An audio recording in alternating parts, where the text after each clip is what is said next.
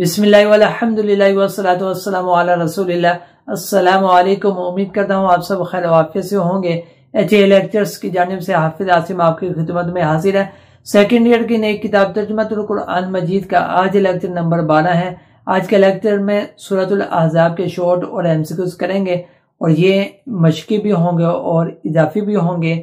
اگر آپ اسٹوڈنٹ ہیں یا ٹیچر ہیں تو یہ چینل آپ کے لیے بہت ہی مفید ہونے والا ہے، کیونکہ اس چینل پر انشاءاللہ 9th class, 10th class, first year, second year کے ترجمہ القرآن مجید، اسلامیات لازمی اور اردو کے لیکچر اپلوڈ کیے جائیں گے۔ اس لیے اگر کسی نے ابھی تک اس چینل کو سبسکرائب نہیں کیا تو چینل کو ضرور سبسکرائب کر لیں۔ چلا جی، آج کا لیکچر ہم شروع کرتے ہیں۔ سب سے پہلا شارٹ یہ ہے، سورۃ الاحزاب کا تعارف بیان کریں۔ اس میں آپ نے ہیڈنگ یہ دینی ہے، سورۃ الاحزاب کا تعارف۔ اس میں آپ نے 6 چیزیں لکھنی ہیں۔ 6 چیزیں کون سی؟ پہلے نمبر پر یہ سورت مکی ہے یا مدنی ہے، ایک چیز، اور قرآن کی ترتیب کے مطابق کون سی ہے، کون سے پارے سے شروع ہو رہی ہے، آیات کتنی ہے، رکوع کتنے ہیں، اور چھٹی چیز آپ یہ لکھیں گے اس کی وجہ تسمیہ۔ ٹھیک ہے، شارٹ کا آنسر آپ اسکرین پر بھی دیکھ رہے ہیں۔ دوسرا سوال، سورۃ الاحزاب کی وجہ تسمیہ تحریر کریں۔ ٹھیک ہے، نام کی وجہ آپ نے لکھنی ہے، اور اس میں کیا لکھیں گے؟ سب سے پہلے آپ شروع اس طریقے سے کریں کہ احزاب حزب کی جمع ہے، جس کے معنی ہے لشکر یا گروہ۔ ٹھیک ہو گیا۔ اور سورۃ الاحزاب میں غزوہ احزاب کا تذکرہ ہے، اسی مناسبت سے سورت کا نام سورۃ الاحزاب ہے۔ سوال نمبر 3 یہ ہے، سورۃ الاحزاب کا مرکزی موضوع تحریر کریں۔ آپ ہیڈنگ دیں گے مرکزی موضوع کی، اور اس میں آپ نے یہ لکھنا ہے کہ غزوہ خندق کے احوال، یہود کی عہد شکنی، اور نبی کریم صلی اللہ علیہ وسلم اور اہل بیت اطہار کے فضائل کے ساتھ ساتھ عرب کی جاہلانہ رسموں سے متعلق اسلامی احکام کی تفصیل سورۃ الاحزاب کا مرکزی موضوع ہے۔ سوال نمبر 4 یہ ہے، سورۃ الاحزاب میں اللہ تعالیٰ نے اہل عرب کی کون سی 2 غلط رسموں کی ممانعت فرمائی ہے؟ ٹھیک ہے، آپ ہیڈنگ دے 2 غلط رسمیں، اس کو الگ الگ آپ نے پوائنٹ کی شکل میں لکھنا ہے۔ ٹھیک ہے، نمبر 1، اہل عرب میں کوئی شخص اپنی بیوی کو ماں سے تشبیہ دے دیتا تو وہ ہمیشہ کے لیے اس پر حرام ہو جاتے۔ یہ غلط رسم کا اللہ تعالیٰ نے خاتمہ کیا ہے۔ دوسری نمبر 2، اہل عرب اپنے منہ بولے بیٹے کی طلاق شدہ بیوی سے نکاح کرنا معیوب سمجھتے تھے۔ سوال نمبر 5 دیکھیں جی، زہار سے کیا مراد ہے؟ ٹھیک ہے، زہار کی آپ ڈیفینیشن لکھیں گے۔ زہار سے مراد کسی مرد کا اپنی بیوی کو ماں، بہن یا کسی محرم عورت جیسا کہہ کر جدا کرنا ہے۔ سوال نمبر 6، متبنہ کے بارے میں اسلام کا کیا حکم ہے؟ ٹھیک ہے، تو آپ ہیڈنگ یہ بنائیں گے، متبنہ سے متعلق حکم یا ہدایات۔ ٹھیک ہے، سب سے پہلے آپ نے یہ لکھنا ہے کہ متبنہ سے مراد کیا ہے۔ تو متبنہ سے مراد منہ بولا بیٹا ہے۔ ٹھیک ہے، اسلام نے منہ بولے بیٹے سے متعلق ہدایات دیتے ہوئے فرمایا کہ ہر فرد کو اس کے اصل والد کی طرف منسوب کیا جائے۔ اگر اس کے والد کا نام نہیں معلوم تو وہ دینی بھائی ہے تمہارا۔ سوال نمبر 7 یہ ہے، منہ بولے بیٹے کی بیوی سے نکاح نہ کرنے والی رسم کو کس طرح ختم کیا گیا؟ ٹھیک ہے، اس کی آپ ہیڈنگ یہ دے سکتے ہیں، متبنہ کی طلاق شدہ بیوی۔ ٹھیک ہے، اس میں آپ نے یہ لکھنا ہے، اللہ تعالیٰ کے حکم سے نبی کریم صلی اللہ علیہ وسلم نے اپنے منہ بولے بیٹے زید بن حارث رضی اللہ عنہ کی مطلقہ یعنی کہ طلاق شدہ بیوی حضرت زینب رضی اللہ عنہ سے نکاح فرمایا۔ اس طرح اللہ تعالیٰ نے اہل عرب کی اس غلط رسم کا خاتمہ کر دیا۔ ٹھیک ہو گیا۔ سوال نمبر 8، سورۃ الاحزاب میں حضور صلی اللہ علیہ وسلم کی ازواج مطہرات رضی اللہ عنہن کی کیا شان بیان کی گئی ہے؟ تو اس کے آپ ہیڈنگ بنائیں، ازواج مطہرات کی شان۔ اس میں آپ نے یہ جواب لکھنا ہے، سورۃ الاحزاب میں اہل بیت ازواج مطہرات رضی اللہ عنہن کو فرمایا گیا ہے کہ ان کو قناعت اور توکل پر ہی قائم رہنا چاہیے، کیونکہ یہ عام عورتوں کی طرح نہیں ہے، اور ان کا نبی کریم صلی اللہ علیہ وسلم کے حرم میں ہونا ہی بہت بڑا اعزاز ہے۔ سوال نمبر 9، اہل بیت اطہار کی فضیلت کے بارے میں ایک حدیث مبارکہ کا ترجمہ لکھیں۔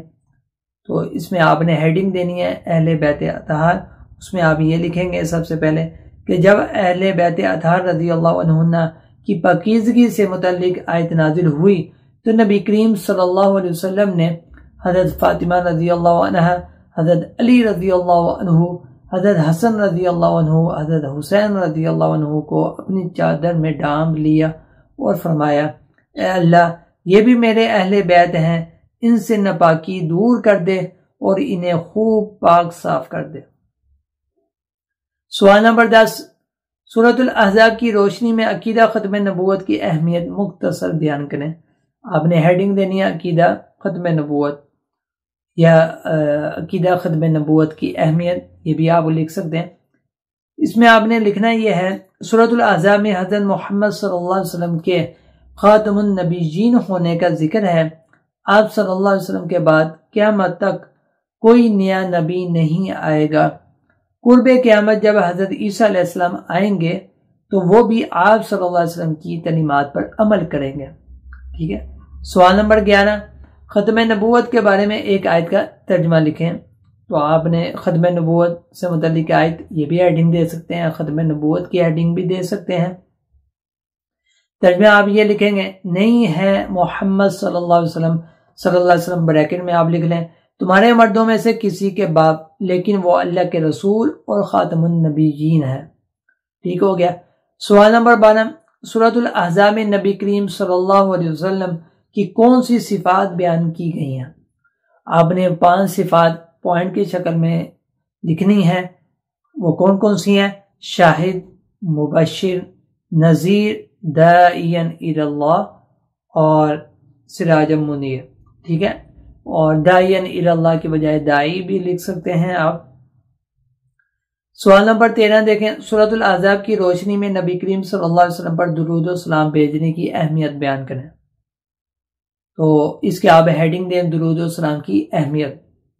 اس میں آپ نے یہ لکھنا ہے کہ سورۃ الاحزاب میں اہل ایمان کو نبی کریم صلی اللہ علیہ وسلم پر درود و سلام بھیجنے کا حکم دیا گیا ہے۔ ٹھیک ہے، اللہ اور اس کے فرشتے بھی اپنی اپنی شان کے مطابق نبی کریم صلی اللہ علیہ وسلم پر درود بھیج رہے ہیں۔ ٹھیک ہے، اللہ کا نبی کریم صلی اللہ علیہ وسلم پر درود بھیجنے سے مراد یہ ہے کہ نبی کریم صلی اللہ علیہ وسلم پر رحمت نازل فرمانا، اور فرشتوں کا درود بھیجنے سے مراد یہ ہے کہ ان رحمتوں کے نزول کی درخواست کرنا۔ سوال نمبر 14 دیکھیں، درود و سلام کی اہمیت کے بارے میں ایک آیت کا ترجمہ لکھیں۔ اب ترجمہ یہ ہے درود و سلام کی اہمیت۔ ٹھیک ہے، یہ آپ ہیڈنگ بنائیں گے، اس کا ترجمہ دیکھ لیں، بے شک اللہ اور اس کے فرشتے نبی کریم صلی اللہ علیہ وسلم پر درود بھیجتے ہیں، اے ایمان والو تم بھی ان پر درود بھیجو اور خوب سلام بھیجو۔ ٹھیک ہو گیا۔ سوال نمبر 15 دیکھیں، سورۃ الاحزاب کے آخر میں کن 2 چیزوں پر توجہ دینے کی تاکید فرمائی گئی ہے؟ ٹھیک ہے، تو آپ اس کی ہیڈنگ یہ بھی بنا سکتے ہیں، 2 صفات اہل ایمان کو تلقین، یہ بھی آپ کر سکتے ہیں۔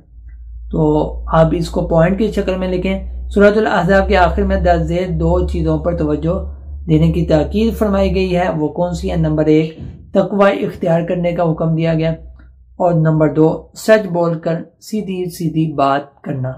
ٹھیک ہے، تو یہاں تک شارٹ ہو گئے۔ دیکھیں 15 شارٹ تھے اور آپ کی ایکسرسائز میں 5 شارٹ ہیں، تو دیکھیں 10 اضافی شارٹ بن گئے، تو اس لیے اس توجہ سے نوٹ کیجئے گا۔ کچھ کتابوں میں شارٹ مختلف ہیں، ٹھیک ہے، تھوڑا تھوڑا فرق ہے، تو وہ میں نے سارے ہی مکس کر دیے تاکہ کسی بچے کو مسئلہ نہ ہو۔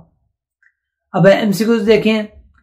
پہلا ایم سی کیو یہ ہے کہ سورۃ الاحزاب سورت ہے، تو اس کا صحیح جواب ہے مدنی۔ سورۃ الاحزاب قرآن مجید کی سورت ہے، یعنی کہ ترتیب کے مطابق کون سی سورت ہے؟ 33ویں سورت۔ ٹھیک ہے، سورۃ الاحزاب شروع ہوتی ہے 21ویں پارے سے شروع ہوتی ہے۔ سورۃ الاحزاب کی آیات ہیں، کتنی آیات ہیں؟ 73۔ ٹھیک ہے، اور اگلا ایم سی کیو یہ ہے سورۃ الاحزاب کے رکوع ہیں 9۔ ٹھیک ہے، اگلا ایم سی کیو یہ ہے احزاب جمع ہے، کس لفظ کی جمع ہے؟ حزبن کی۔ ٹھیک ہے، حزبون کا معنی ہے، اس کا درست جواب ہے گروہ۔ غزوہ احزاب ہوا کسی ہجری کو ہوا؟ 5 ہجری کو ہوا۔ غزوہ احزاب کا دوسرا نام ہے غزوہ خندق۔ غزوہ احزاب میں کن کے مشورے سے خندق کھودی گئی؟ حضرت سلمان فارسی رضی اللہ عنہ۔ ٹھیک ہے، مومنوں کو نبی کریم صلی اللہ علیہ وسلم پر درود و سلام بھیجنے کا حکم دیا گیا، کس صورت میں؟ سورۃ الاحزاب میں۔ متبنہ سے مراد ہے منہ بولا بیٹا۔ زہار سے مراد ہے اپنی بیوی کو ماں جیسا کہنا۔ اگلا MCQ یہ ہے، سورۃ الاحزاب میں اہل عرب کی غلط رسم کو ختم کیا گیا، کون سی غلط رسم؟ زہار۔ سورۃ الاحزاب میں کن 2 غزوات پر روشنی ڈالی گئی ہے؟ غزوہ احزاب اور غزوہ بنو قریظہ۔ عورتوں کے حجاب کا حکم دیا گیا کس صورت میں؟ سورۃ الاحزاب میں۔ نبی کریم صلی اللہ علیہ وسلم کے منہ بولے بیٹے تھے کون؟ حضرت زید بن حارث رضی اللہ عنہ۔ سورۃ الاحزاب میں نبی کریم صلی اللہ علیہ وسلم کی اہم خصوصیت کا ذکر ہے خاتم النبیین کا ہونا۔ شاہد کا معنی ہے گواہ، مبشر کا معنی ہے خوشخبری سنانے والا، نذیر کا معنی ہے ڈر سنانے والا، داعین الی اللہ سے مراد ہے اللہ کی طرف بلانے والا، سراج منیر سے مراد ہے روشن چراغ۔ امید ہے آپ کو شورٹ کے آنسر اور MCQs سمجھ آگے ہوں گے۔ اگر پھر بھی کوئی سوال ہو، کوئی بات سمجھ میں نہ آئی ہو تو آپ کمنٹ کے ذریعے سے بھی پوچھ سکتے ہیں اور دیے گئے نمبر پر بھی میسج پر رابطہ کر سکتے ہیں۔ اگر کسی نے ابھی تک اس چینل کو سبسکرائب نہیں کیا تو چینل کو ضرور سبسکرائب کریں، ویڈیو کو لائک کر دیں، دوسروں سے شیئر کر دیں تاکہ ان کا سلسلہ جاری رہے۔ ان قریب ملاقات ہوگی، تب تک کے لیے حافظ عاصم کو اجازت دیں۔ السلام علیکم۔